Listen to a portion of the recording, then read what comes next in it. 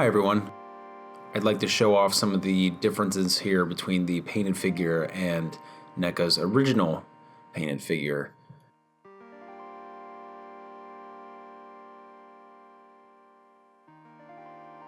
I'm just going to kind of go through, point out some differences, and I think a lot of it you can tell just by watching the video, just in color gradations.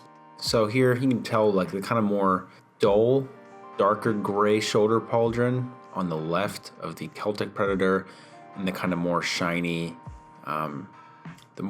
paint job on the right side.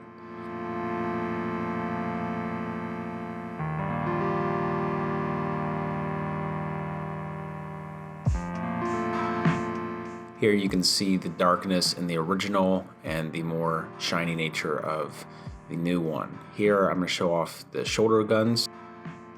The original paint job on these weren't really bad. There were some things that I wanted to retouch and repaint on both the Predator and on the accessories. Looking at the shoulder guns, the paint job wasn't too bad either, with these small little details such as the copper on the left, all the small nodules and buttons. But on the right side, I wanted to touch them up and refine those edges a bit more, because on these figures, oftentimes the paint jobs will overshoot those little details, and I wanted to just clean that up a bit. Another difference between these two figures, the figure on the left, the fishnets around the legs, it's a bit more reflective and shiny in nature, and I wanted to kind of dull and matte those out to look a little more realistic on the right side. You can also see here on the front skirt where the original was darker and kind of washed out, and the new one kind of stands out, looks more like polished armor. Here is an up-close shot of the diorama, the display stand itself. I wanted this to try and look I wanted to replicate stone as much as I could here. And so I wanted this pool of blood, this pool of acid from the Xenomorph's head is melting and sinking into the stone there, as well as there were some claw marks to the upper right there where the alien's hand kind of sits in. You can see it here in this shot.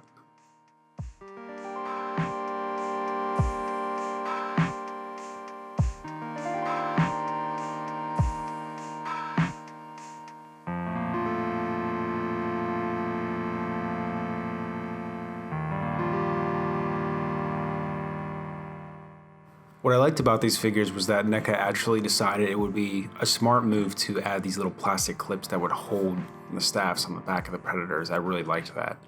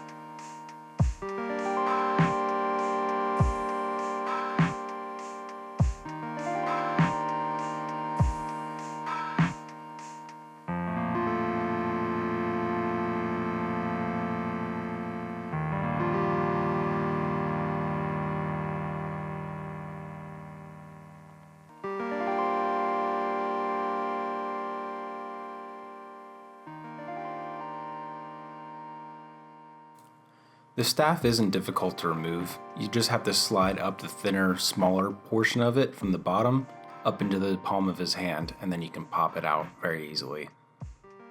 And the same method applies for putting it back in.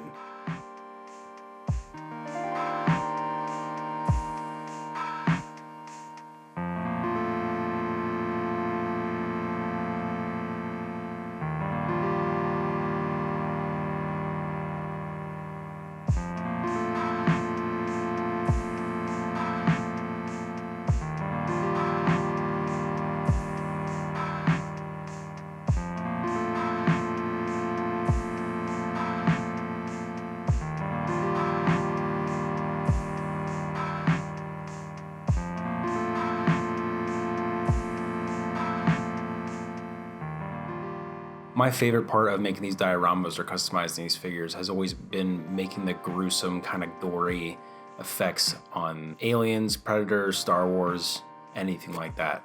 So this was a lot of fun making this part here. So I just used a lot of milliput, textured that with different tools, and then painted it and sealed it with UV resin. And even using the UV resin, you can get some separate effects like this pooling acid blood right here. And this was my first time using the UV resin for such a texture, and I was really happy with how this turned out. So here's where I added these scratch marks from the Xenomorph as it's falling down the staircase of the pyramid. I wanted to get some more implied depth and interactivity between the figures and the diorama itself. So the claw marks in tandem with the acid blood, I thought went a long way to make this diorama work more with the figures.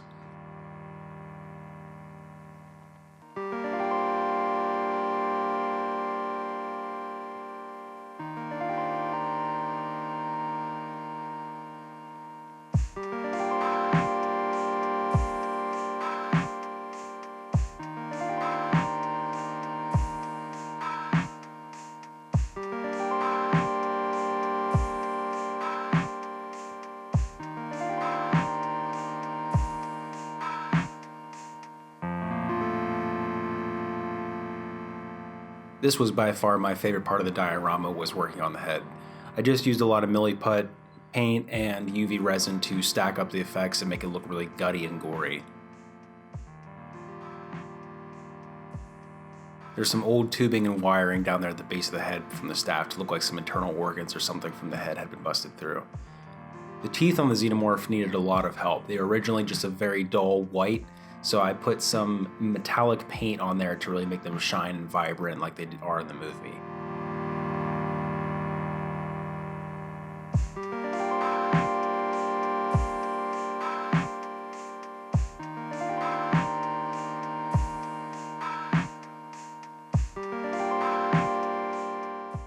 Another favorite part about the sculpt on these figures is I love the script that's carved into the back of the Predator's armor, as well as the shoulder gun. There was a lot of little details that were a joy of mine to see them kind of highlighted and brought out more.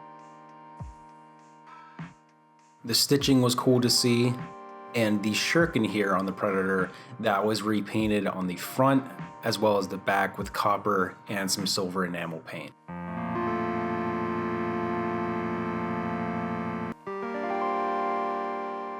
The helmet here had a lot of details, and I liked seeing that come out as well. It's very cool.